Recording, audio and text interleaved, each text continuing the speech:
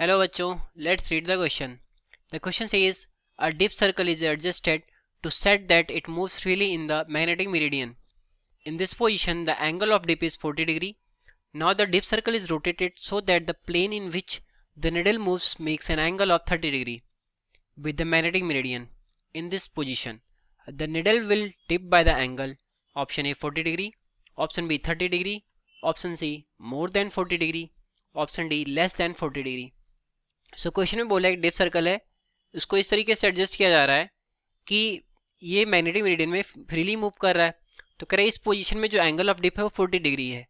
फिर बोल रहा है कि जो डिप सर्कल है उसको रोटेट किया जा रहा है कि उससे जो उसका प्लेन है, ठीक है, वो मूव कर जा रहा है बाय एंगल 30 डिग्री। तो हमें बताना है कि इस पोजीशन के लिए जो निडल का डिप एंगल होगा वो कितना होगा। ओके, तो सॉल्व करते हैं इस प्रॉब्लम को। पहले हम यहाँ पर की पॉइंट नोट डाउन करें। तो की पॉइंट हमारा यहाँ पर क्या होगा, की पॉइंट हमारा यहाँ पर होगा डिप एंगल का।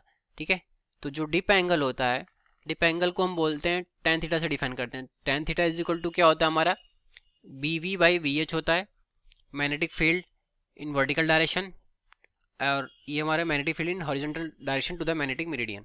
ये होता है हमारा फॉर्मूला। तो यहाँ पर बोला जा रहा है कि जो डिप एंगल है पहले हमारा कितना है, यहाँ पर बोल रखा है वो 40 डिग्री है। फिर उसको जब हमारा जो निडल है उसको रोटेट किया जा रहा है बाय 30 डिग्री, ठीक है, इस प्लेन में जो डिप सर्कल है उसके प्लेन में 30 डिग्री से रोटेट किया जा रहा है। तो हमें बोल रहा है कि जो नया डिप एंगल होगा वो कितना होगा। ओके, तो सॉल्व करते हैं हम। तो यहाँ पर जो हमारा एंगल ऑफ रोटेशन है वो कितना दे रखा है, 30 डिग्री का दे रखा है।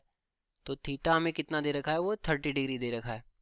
ठीक, और अब इसको हम करेंगे तो जो रोटेशन होगा ये हमारा हॉरिजॉन्टल डायरेक्शन में किया जा रहा है।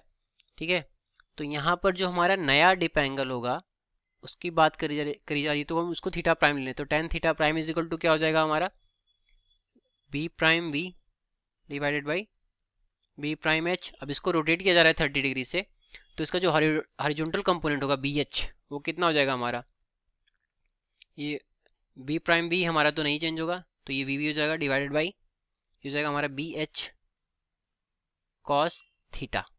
ठीक है, BH cos theta. So this will be equal to BV by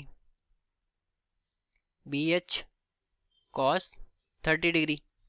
okay, तो इसको हम सॉल्व करते हैं। इसको अगर हम इक्वेशन एक नाम दे देंगे तो यहाँ से हम BV बाई BH की वैल्यू tan थीटा रख सकते हैं।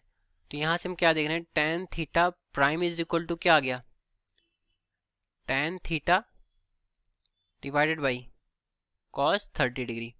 अब जो cos 30 डिग्री होता है उसकी वैल्यू होती है √3/2।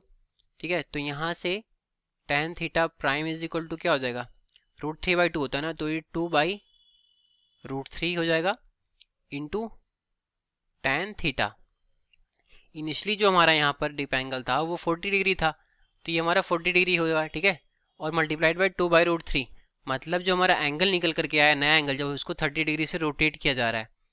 ठीक, तो इस कंडीशन में हमारा जो डिप एंगल होगा वो मोर देन 40 डिग्री निकल करके आएगा। तो यहाँ से हम क्या देख रहे हैं, थीटा प्राइम हमारा ग्रेटर देन हो जाएगा 40 डिग्री से।